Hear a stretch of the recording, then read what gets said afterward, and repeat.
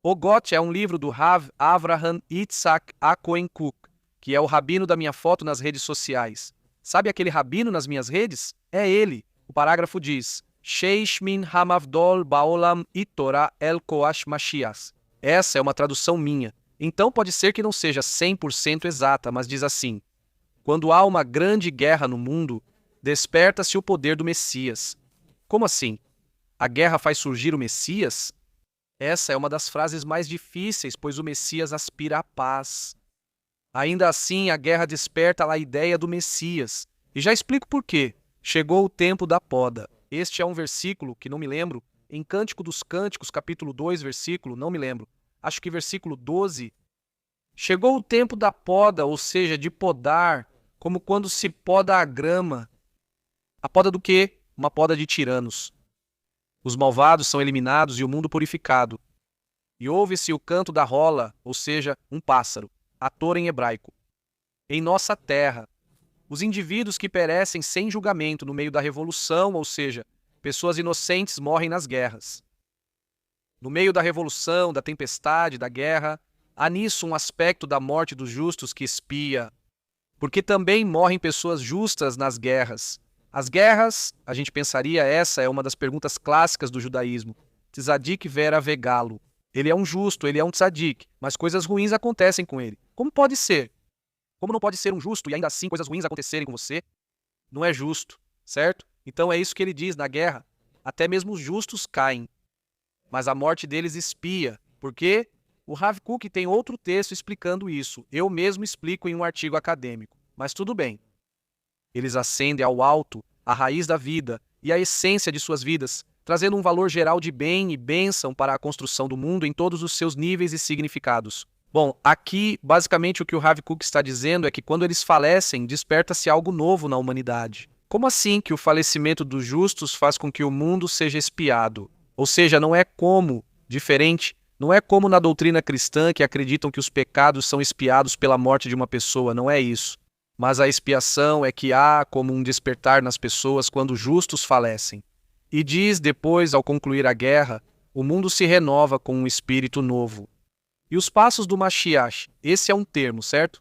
Igbetá de Mashiach, os passos do Mashiach, se revelam ainda mais. O que acontece?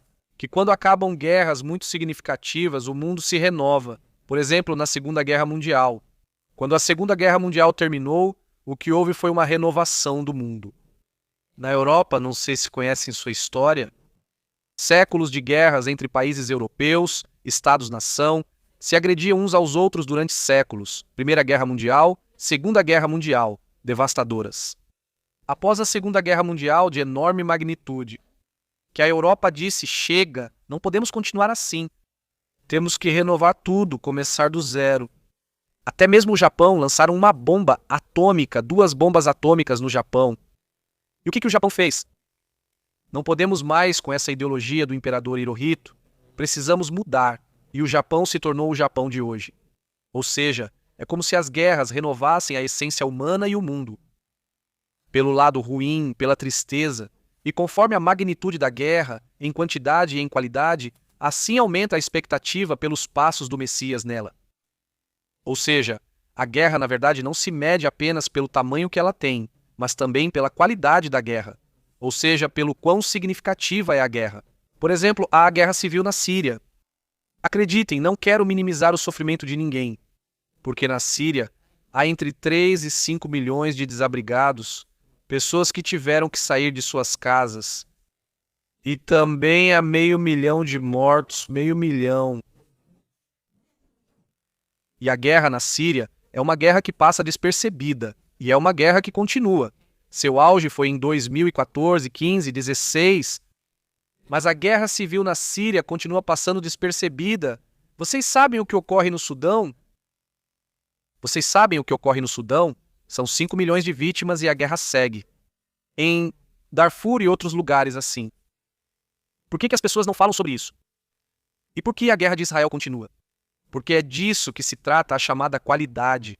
Não vou minimizar o sofrimento de ninguém, seja de sudaneses, no Sudão, dos sírios ou de outros, mas há guerras que as pessoas interpretam de forma diferente e que servem muito mais como um alerta e tudo isso, E uma dessas guerras é como a de Israel, que é uma guerra, na verdade, em proporção, se vocês olharem as proporções das guerras do Oriente Médio, a guerra de Israel é diminuta.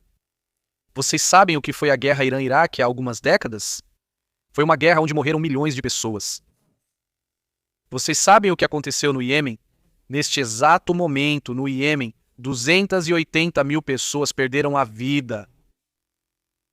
Eu disse para vocês, a Síria está aqui do lado. 3 guerras, 2 guerras, 3 civis no Líbano. Alguém mencionou isso?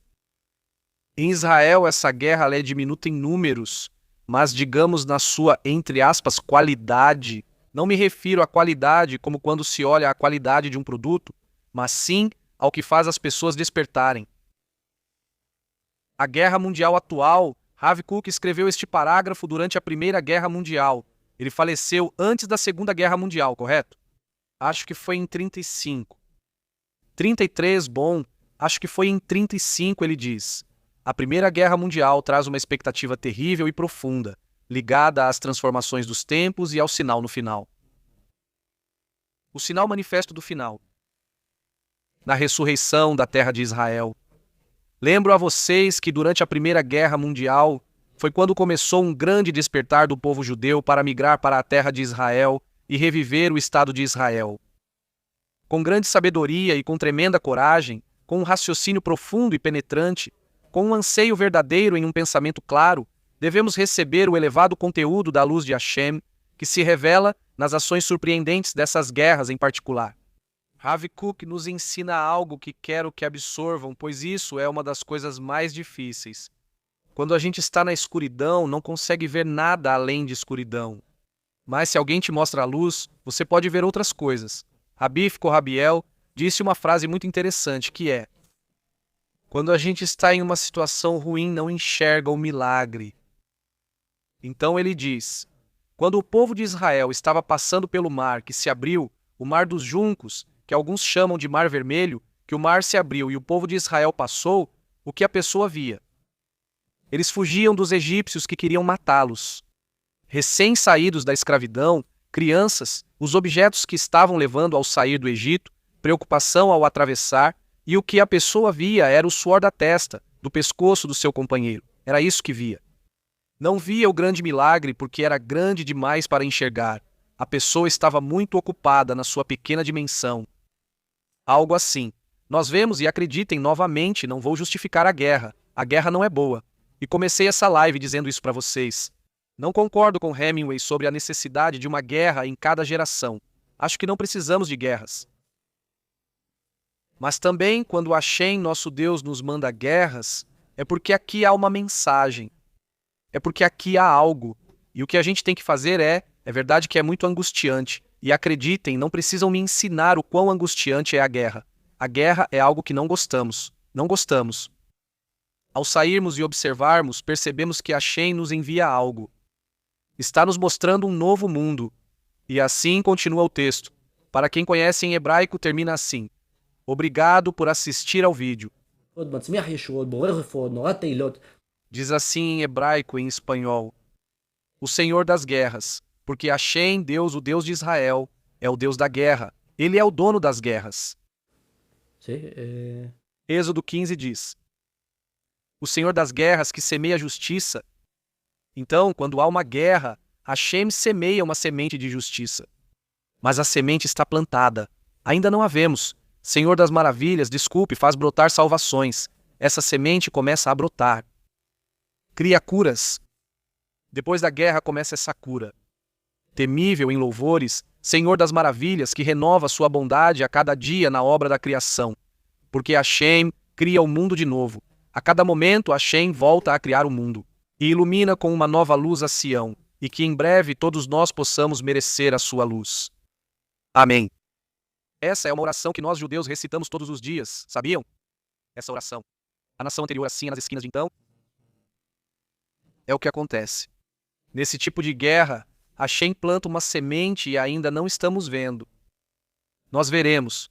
Vamos ver uma semente de onde brota justiça, de onde brota paz, de onde está surgindo algo bom. E é verdade que neste momento estamos vendo coisas muito, muito terríveis. No Líbano, em Gaza, são coisas que não gostaríamos que acontecessem, nós não pedimos por isso. Ninguém pediu uma guerra em Gaza. Eles começaram. Ninguém pediu. Quem pediu ao Hezbollah para nos atacar? Pelo contrário, Israel pediu para que parassem de atacar e eles continuaram. Quem ordenou ataques contra judeus a partir do Iêmen? Irã. Quem? Ninguém. Mas disso, mesmo que essa situação pareça muito louca, Hashem vai nos dar justiça, porque ele já plantou essa semente de justiça.